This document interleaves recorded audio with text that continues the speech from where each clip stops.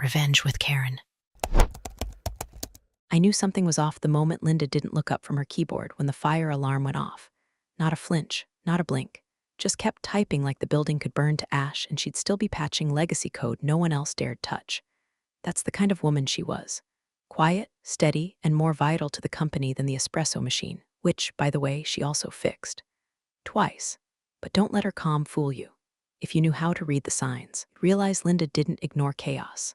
She timed it, measured it, bent it to her will like a damn conductor running an orchestra made of server racks and brittle egos. Her desk sat in the corner of the infrastructure floor, somewhere between the humming servers and the sad dying plant no one watered. She didn't care for plush ergonomic chairs or team-building offsites. She cared about uptime, about things working when they needed to. And for 15 years, things worked because Linda made them work. Her team, a tight-knit crew of back-end misfits, security weirdos and systems people who spoke in cryptic acronyms and worked better in silence than most execs did in boardrooms. Nobody bothered them, and for a long time, that was fine. They were the shadows behind the product. The ones who quietly rebooted things at 2 a.m. so the next day's daily stand-up could pretend everything had always been fine. Lately, things had changed. Leadership, for starters. The founder had stepped back, semi-retired into some vineyard in Napa, and installed his son Bryce as transitional VP of operations, which basically meant golden parachute cosplayer with a LinkedIn full of words like synergy. Bryce didn't like shadows. He liked dashboards and pastel graphs and Monday morning presentations with clip art. He once asked Linda why infrastructure wasn't more Instagrammable. He'd stared at him for 3 full seconds before responding, because we're not 12. He didn't get the joke. 1 week before the implosion, Linda received a security ping at 1:42 a.m. An old certificate, one tied to a deprecated dev server, had been accessed from an IP in Texas. No one on the team was traveling. No one had touched that credential in years. She flagged it, filed a report through the proper internal channel, even CC'd the compliance officer. No reply. By morning, it had disappeared from the open ticket queue. Poof, she didn't make noise about it. Linda didn't do noise. But she copied the packet headers, zipped the logs, and quietly uploaded them into a private folder nested 3 levels deep under an innocuous file name, Q1 Budget Notes BPTX. That's how she worked. Quietly, patiently, like setting traps for ghosts. By midweek, 2 of her senior engineers were pulled into separate strategy alignment meetings, corporate lingo for we're about to screw you but want you to smile about it. One came back pale, the other came back with a cardboard box. The smell of restructuring was in the air, and everyone knew the new VP, ops visionary, had a thing for cost-cutting redundancies. Linda's team wasn't flashy. They didn't use the latest buzzwords or spend hours on Slack culture posts. They were the backbone, the spine, the reason things didn't collapse at midnight on launch day. Still, when you're invisible, people forget what happens when you're gone. That Friday, Bryce posted a selfie on the company intranet, him in front of a whiteboard, arms crossed, captioned "Big moves coming. Get excited, light rocket #leadership." Linda stared at the image for a long time, not because of Bryce, because of what was reflected in the glass window behind him. 2 folders on his desktop. One was named Consolidation Draft V3. The other was titled Access Plan Legacy. Now, most folks wouldn't notice, but Linda had seen those folder names before, in old merger planning decks from years back. Back when the company absorbed a smaller firm and restructured its entire back-end operations. The phrase Access Plan Legacy only meant one thing. Someone was planning to overwrite control of the infrastructure. If someone was planning that without her team involved, it meant someone thought Linda no longer mattered. Let me pause right here. If you're still listening, first off, thank you. It really means a lot to the team when folks subscribe and hit like. Helps us keep these stories alive and lets the algorithm know someone's out there who still appreciates a damn good story with a twist. And if you're one of those quiet types, like Linda, well, welcome. You're in good company. Back to it. At night, she unlocked a drawer in her desk. Inside was a white plastic keycard. No logo, no label, just an old relic from the days when the founder still understood what backend meant. She hadn't used it in years, didn't need to, but protocol said the named officer had to retain direct physical access to the server vault, even after cloud migration. Just in case. Linda tucked the card into her coat pocket. On her way out, she walked past Bryce's office. It was empty, lights still on. She looked through the glass at his monitor. One tab still open, a draft of an all-hands meeting deck. The title slide read, Next Chapter, Operational Realignment. She didn't stop walking, didn't sigh, didn't get angry. But she did email herself a calendar invite. Subject line, Escalation Protocol Review. No attendees, no notes, just a time. Monday, 8:55 a.m., and she waited. Bryce kicked off Monday like a clown car catching fire in slow motion. The company-wide Zoom meeting blinked open at 9 o'clock a.m. sharp, cameras flicking on like a pageant of half-awake software engineers and caffeinated product managers pretending they hadn't just rolled out of bed. The title of the deck, Next Chapter, Operational Realignment. Same as the one Linda glimpsed through his glass office door 3 days ago. The man himself, founder's son, be-e'd, manicured, and molded from whatever clay makes overconfident failsons, sat square in frame, jaw locked like he thought it gave him presence. Probably practiced it in the mirror next to his shelf of unread business books and whiskey bottles with the seals unbroken. Morning, team, he started, voice dipped in corporate corn syrup. Today marks a bold step forward. A leap, really. We're streamlining operations to better align with modern efficiency models. Translation, somebody's getting canned, and it sure as hell ain't him. Linda's camera was off, as usual. She sat in her corner, headset on, eyes locked on the screen, but her hands weren't idle. They were flipping through the battered gray policy binder she'd pulled from her file cabinet that morning. It smelled like dry ink and old coffee spills. The kind of smell that said this thing matters even if no one else remembers it exists. Bryce clicked to the next slide. As part of this initiative, we're consolidating legacy infrastructure roles and upskilling junior talent. Some teams may feel this as a transition. Then came the dagger, particularly Linda's crew of, well, we'll call them redundant specialists. Great folks, just not aligned with where we're headed. There it was, public gutting, live on camera, in front of 300 employees, and whatever poor HR rep was pretending to take notes in the corner of their screen. Linda unmuted. Bryce, I think we should clarify, muted, just like that. Thumb on the digital muzzle, mute permission reasserted by host. A tiny red icon next to her name. No chime, just cold silence. The smirk that followed from his video tile would have gotten him punched in any bar south of Pittsburgh. But this wasn't a bar. This was corporate America. So he got away with it. Let's wrap this up, folks, he said, smiling like a man who just ran over a raccoon and thinks he deserves a medal. Change is tough, but exciting. Embrace the journey. Then the call ended, just like that. Linda didn't blink. She didn't get up. She didn't even close her laptop. She sat there, bathed in the ghostly glow of the Zoom logo fading back to her desktop, fingers still on the binder. She turned one more page until she landed on it, dog-eared, highlighted, annotated in her own handwriting. Years ago? Section 9.1, Master Credential Roles and Named Officer Responsibilities. It read, the designated named officer retains final override discretion in the event of systemic restructuring, credential reallocation, or credential chain revocation. Named officer status remains active unless explicitly revoked by board directive, in writing. Linda smiled, but it wasn't the nice kind. The kind you give a ticking clock after you've hidden a hammer under the floorboards. She checked her records. Her designation had been signed by the founder himself, back when compliance requirements forced them to assign true administrative authority to a specific individual with physical infrastructure access. It had never been revoked, never even updated, because no one ever thought to look. Bryce thought he was playing chess. But Linda built the table. Down the hall, a cheer went up from the product pod. Bryce had probably walked out to pats on the back and canned kombucha from the fridge he claimed he personally sourced from local vendors. Meanwhile, Linda's Slack pinged. Sam, SR, DevOps. Hey, what the hell was that? Are we fired? Maya, SecOps. Did Bryce just mute you in front of everyone? Linda, working on it. She pulled up the audit trail Bryce's team had started last Thursday. There it was, attempted overwrite of credential distribution logic buried inside a permissions matrix no one had touched in 6 quarters. Sloppy, almost certainly illegal, but not yet effective, because those scripts required a final confirmation key tied to one specific user ID. Hers. Linda leaned back and stared at the binder one more time.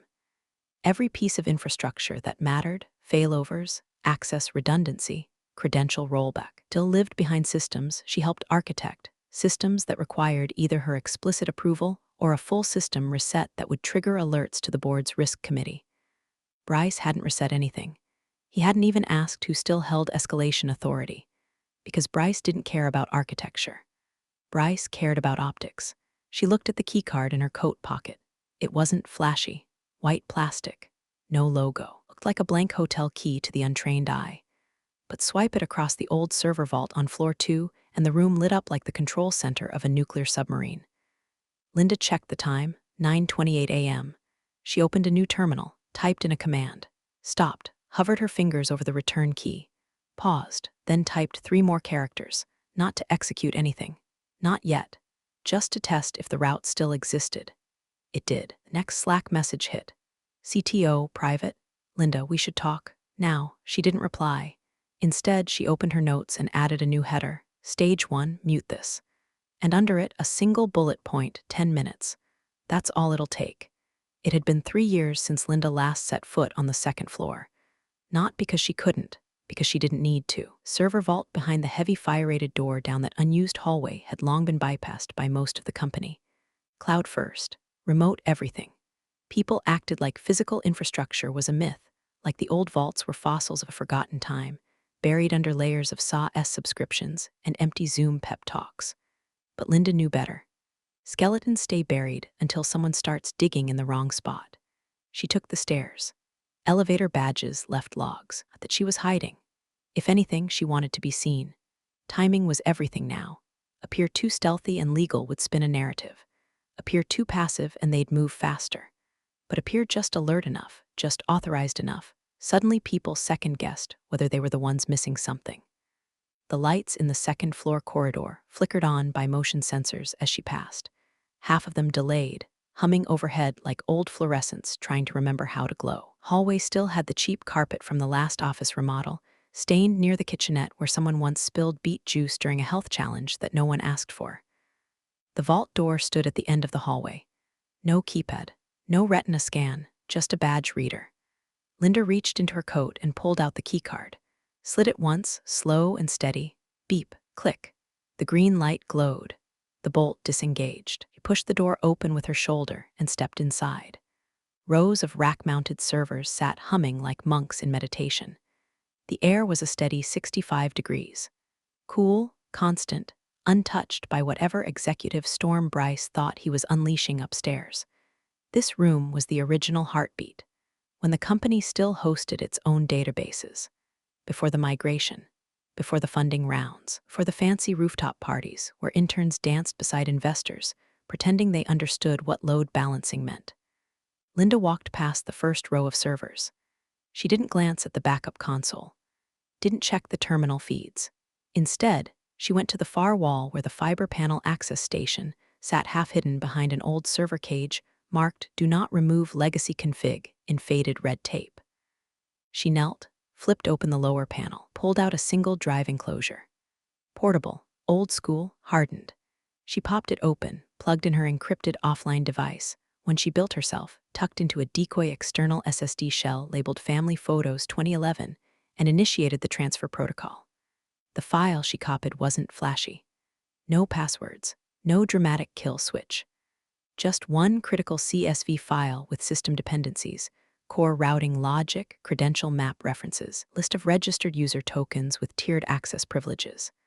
Normally, this data would be inaccessible without a dynamic login chain. But Linda wasn't normal. She had root. She copied the file silently, nothing flashy. No edits, no sabotage, not yet, just a snapshot, like a receipt you photograph before someone deletes the expense. Across the room, the security camera swiveled slightly, its little red LED light blinking to life. Linda turned and looked directly at it. No mask, no hoodie, just her company lanyard swinging gently from her neck, badge displayed, time-stamped. She gave it a nod, let them see. The real problem wasn't what she was doing. The problem was that no one above her in the current food chain remembered she could still do it. That the access hadn't been revoked because no one had ever thought to revoke it. That old compliance clause, the one Bryce hadn't read, it had teeth. It lived here in this room under these lights, still quietly following policy long after everyone assumed it had become irrelevant. She unplugged the drive, slipped it back into her coat pocket. Then she walked to the far terminal and ran a query, nothing destructive, just a test. pinging backup server latency for the disaster recovery node labeled Sentry 01 Shadow. Response time, 2.3 ms. Still alive. Still connected. Still tied to her admin profile. She didn't touch anything else. Didn't trigger anything. Not yet. As she exited the room, the camera captured her again. Linda didn't break stride. Outside, the corridor had gone quiet. The motion lights dimmed slightly, as if even the building itself was holding its breath. Downstairs, Bryce was probably still smug tweeting about modernizing legacy systems while sipping an overpriced green smoothie he called brain fuel. She took the stairs back down, calmly, phone still on silent, Slack still ignored. Her team had gone dark, probably rattled, maybe scared, but they knew her. Knew that if she wasn't panicking, neither should they. Her laptop waited on her desk like a patient dog. She opened it. No alerts yet. No pushback. No calls from legal. Good. She opened a secure notepad app from her encrypted drive and typed a single phrase, Vault access confirmed. Core credential mapping captured. Then, beneath that, another line, they think it's about layoffs. And under that, the final line, bolded, they forgot I am the infrastructure. She sat back, exhaled slowly, and waited for the next move. Not because she was unsure, but because she'd already made hers. The first real fracture didn't scream. It whispered. Tuesday morning, 7:06 a.m., Linda logged in from her terminal at home. Rain tapped against her window like static from the universe itself. The lights of her dual monitors blinked to life one after the other, left screen for logs, right screen for signal. Coffee cooling beside her untouched, she began reading.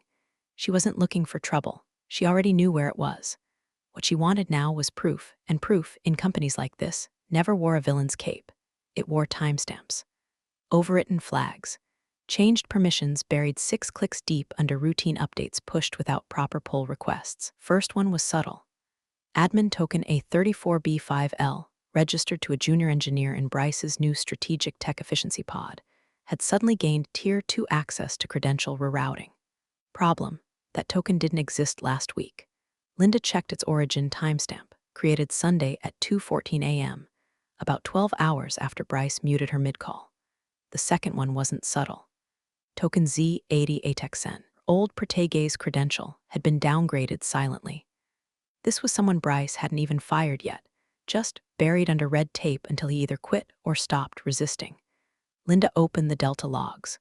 The changes had no approval chain, no sign-offs, just a clean overwrite, blitzed into place with system authority that should have bounced without her master key.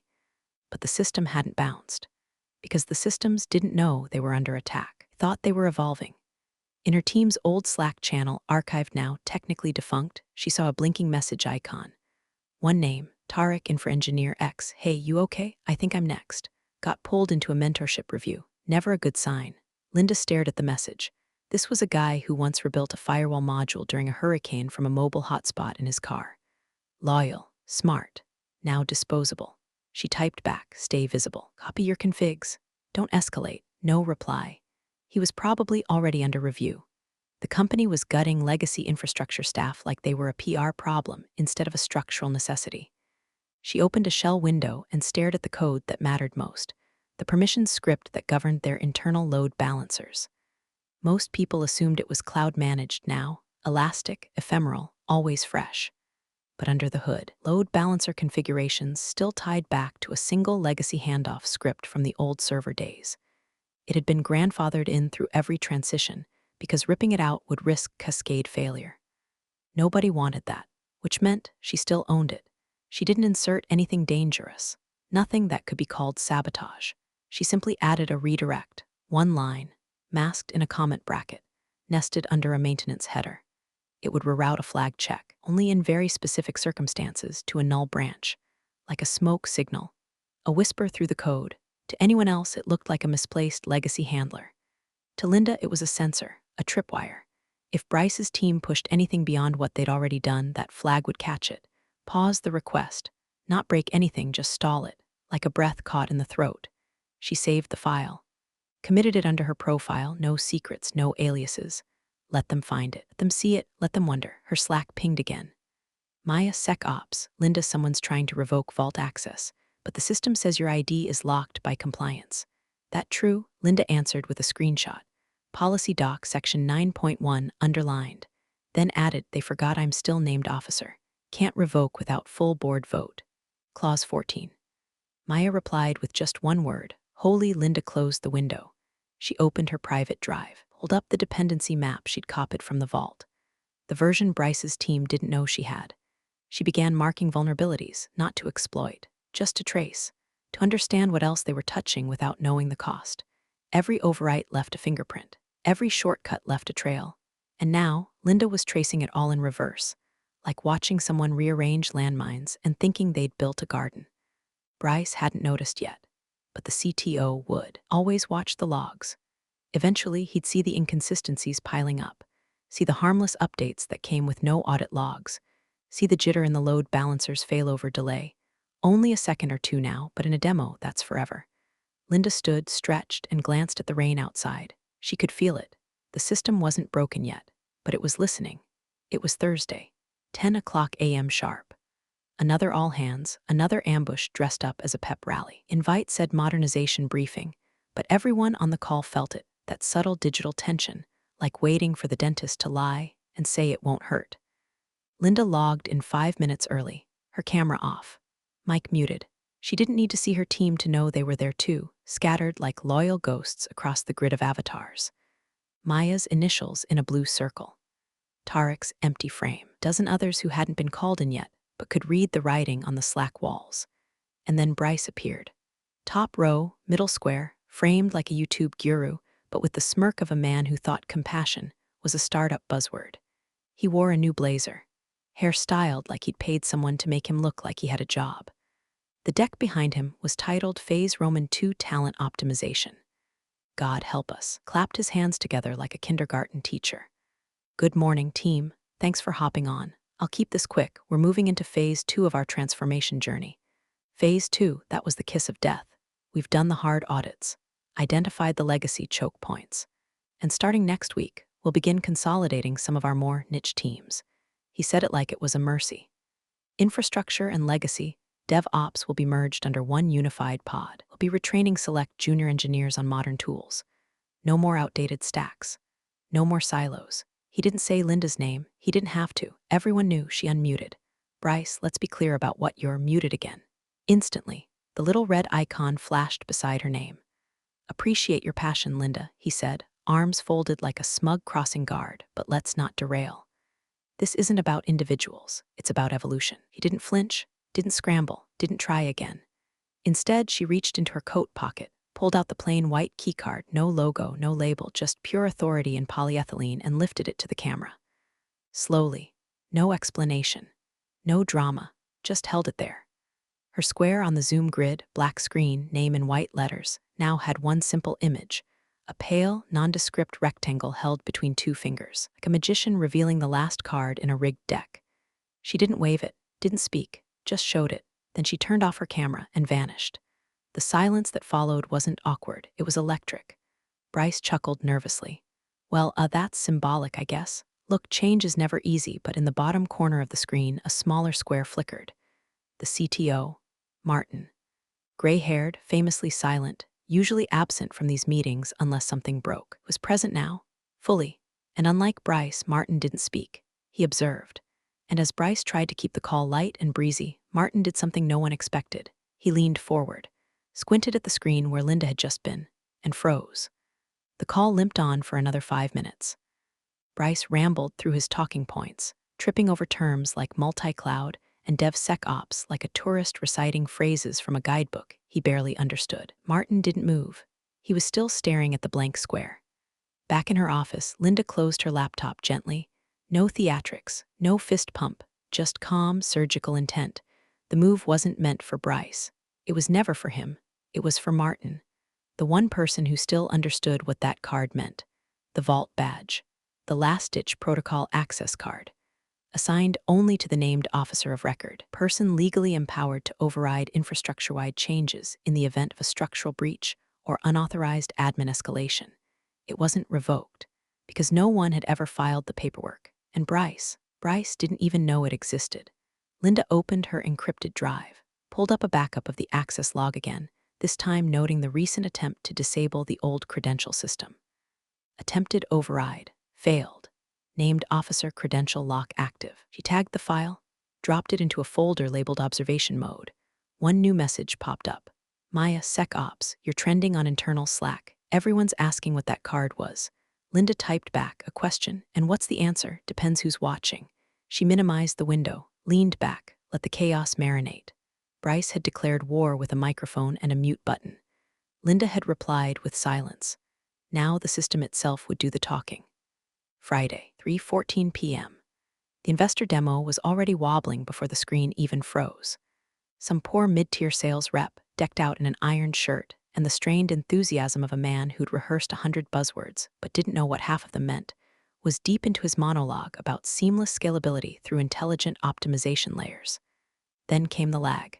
Half a second at first. Then 2. Then the load screen. Then the spinning wheel. Someone coughed off camera. The CTO, Martin, was watching from another tab. Eyes narrowed. He knew, or at least he suspected, because nothing had technically broken. But things weren't right either. Linda sat 3 floors down from the main conference area, alone in a windowless room the execs had forgotten existed. No distractions, no noise.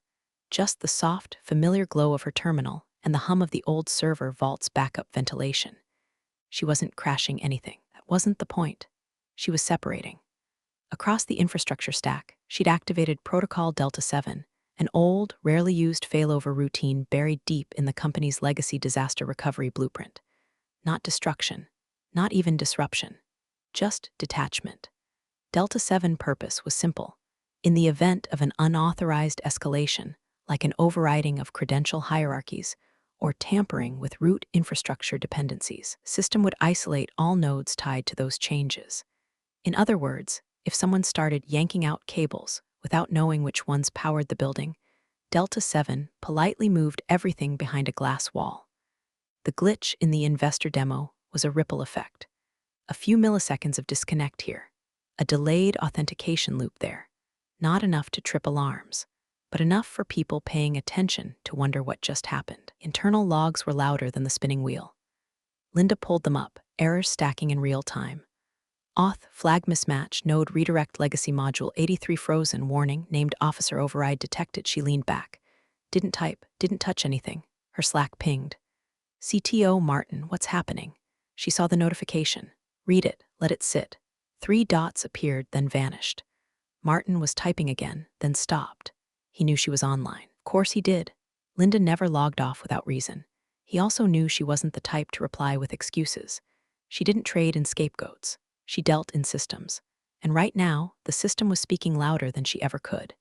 Because in the logs, Martin could see what no one else had bothered to check. The override hadn't come from outside. It wasn't an attack. It was an internal decision, executed from an elevated profile with permanent administrative clearance. Profile because Linda hadn't taken access. She'd always had it. The real twist, the system hadn't blocked her. It had deferred to her, like a soldier following a general's orders. Another error popped up on screen. Bryce credential update ignored, named officer lock active. Martin must have seen it. His next message was just one word. Martin, intentional. Linda closed Slack. Silence again. But this silence had gravity. Back upstairs. Demo ended in stutters and apologies.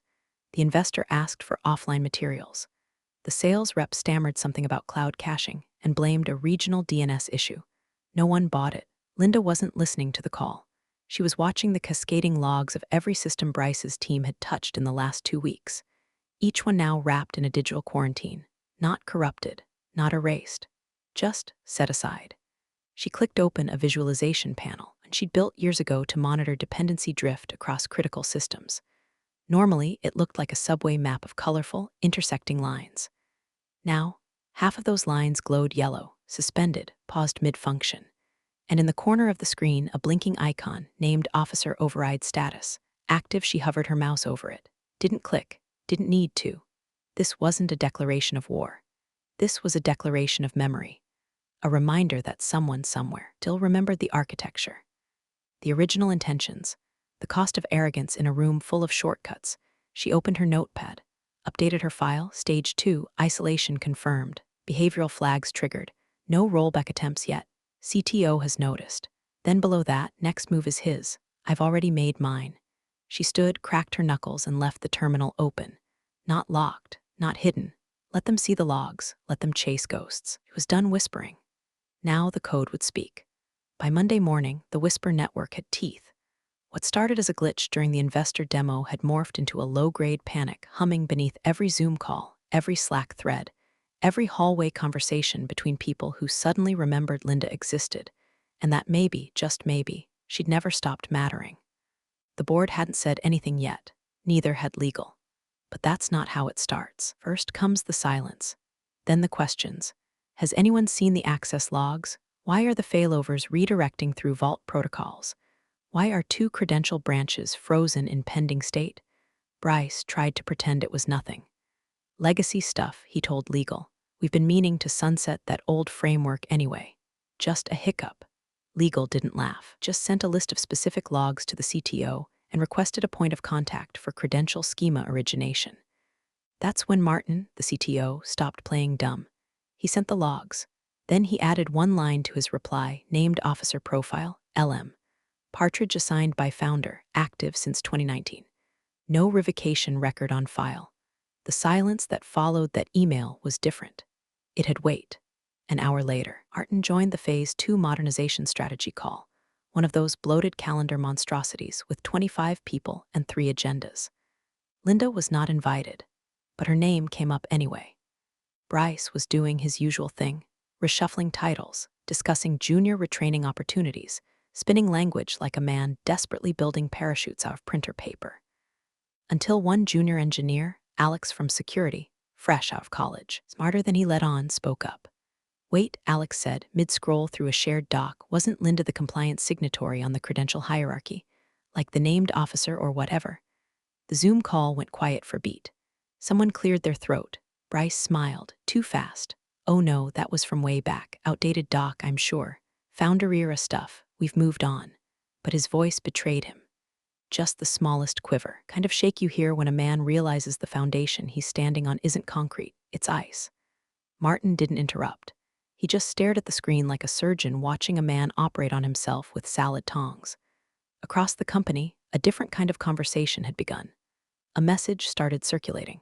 First in private DMs, then in a thread someone forgot to mark as private, then in whispered Teams chats and side-channel Slacks.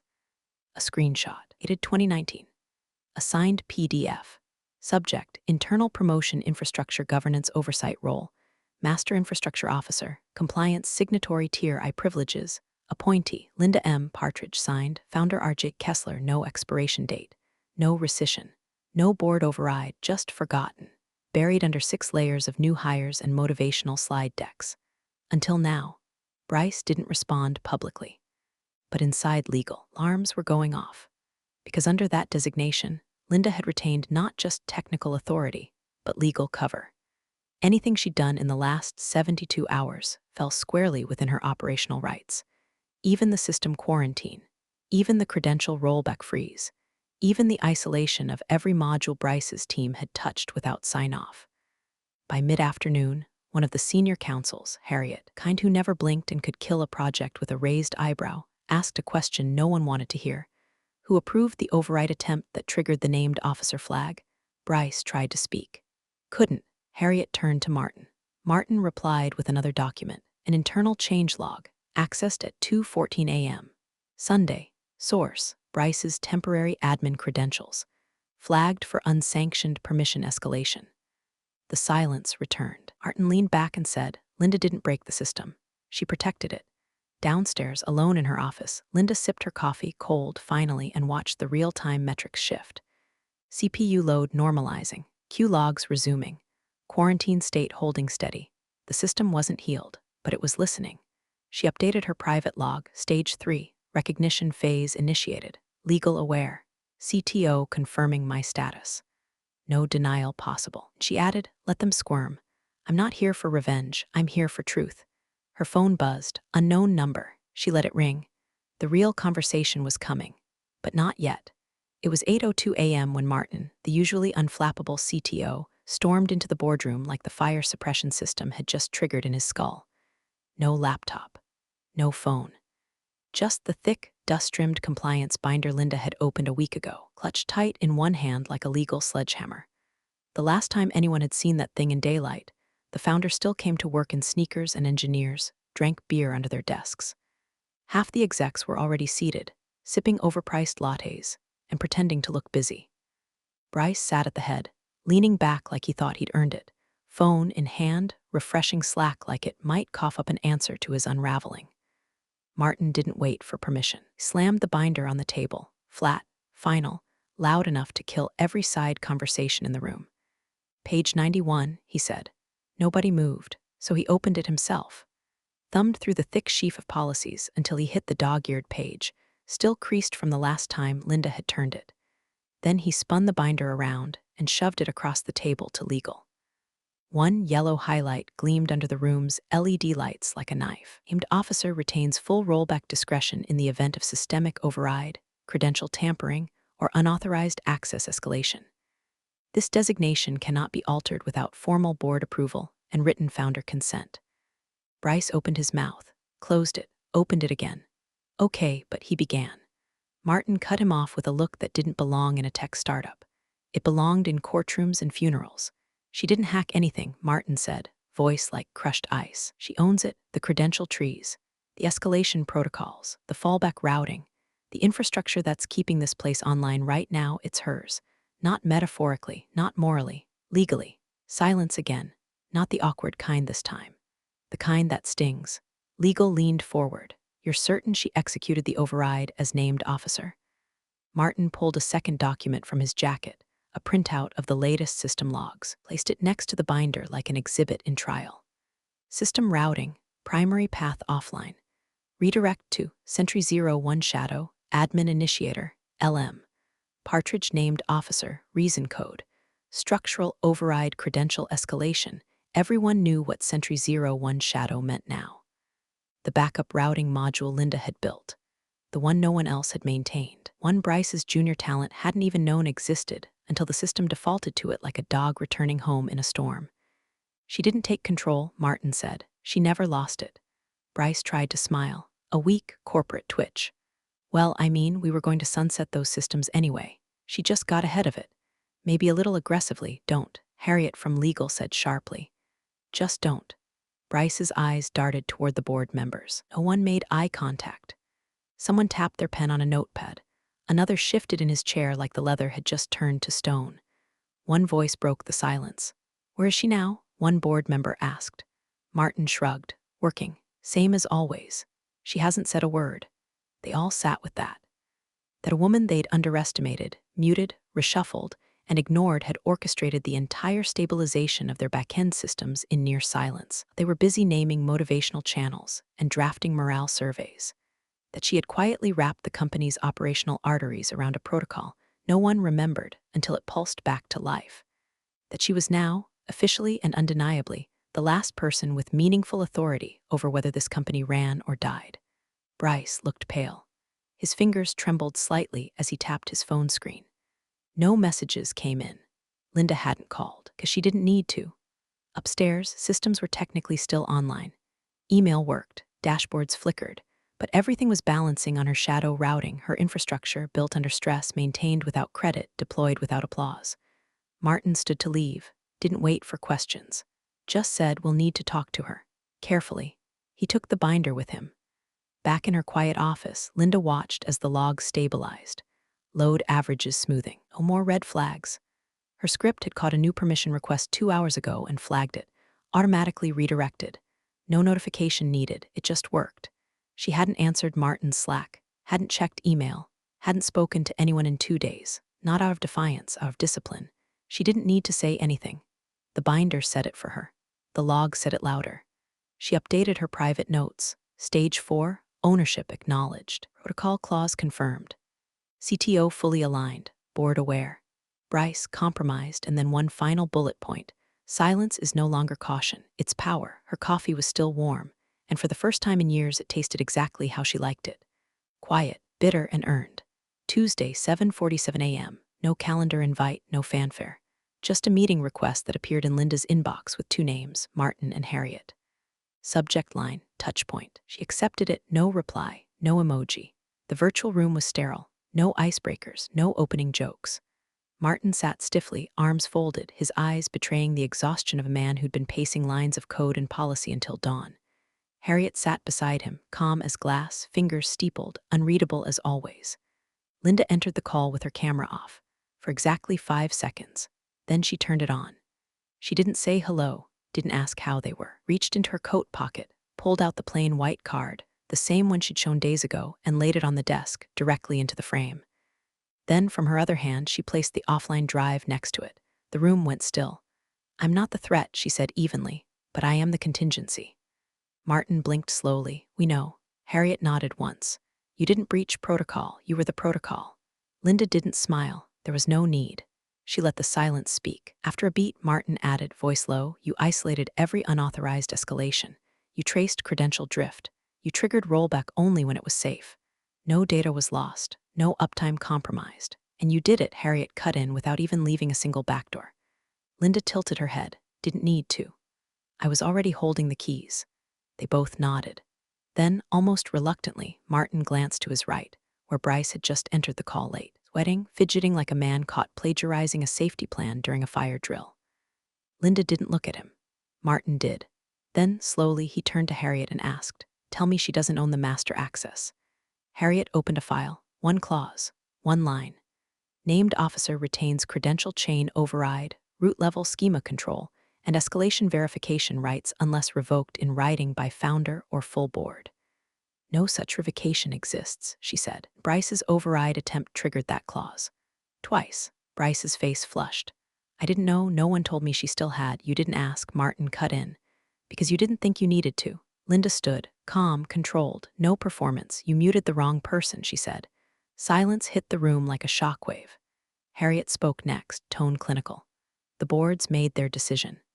Effective immediately, you'll be offered a formal position, Director of Infrastructure Sovereignty. Full autonomy, no oversight required. Operational veto rights across all routing, credential, and access protocols." Linda didn't nod, didn't say thank you. She simply tilted her head. "And Bryce," Harriet blinked. "Pardon my condition," Linda said. "He never speaks to me again. Not in Slack, not in email, not in passing, not ever. If he needs something, he files a request. Through Martin or silence." Bryce opened his mouth, stunned. Martin reached out and muted him. Harriet smiled. Just a little, accepted. Linda gathered her drive, her card. She looked into the camera one last time. And then she said the only thing she needed to. 10 minutes. That's all I needed. Then she clicked leave meeting. In the silence she left behind, even the log seemed quieter. Back at her desk, Linda poured the last of her coffee and watched as a new system status panel blinked to life. This one bore her initials. Sole admin. Auth chain verified. All green. She didn't smile. But her system did. Somewhere across the grid, 1,000 scripts ran just a little smoother, as if the code itself had been holding its breath, waiting for her return.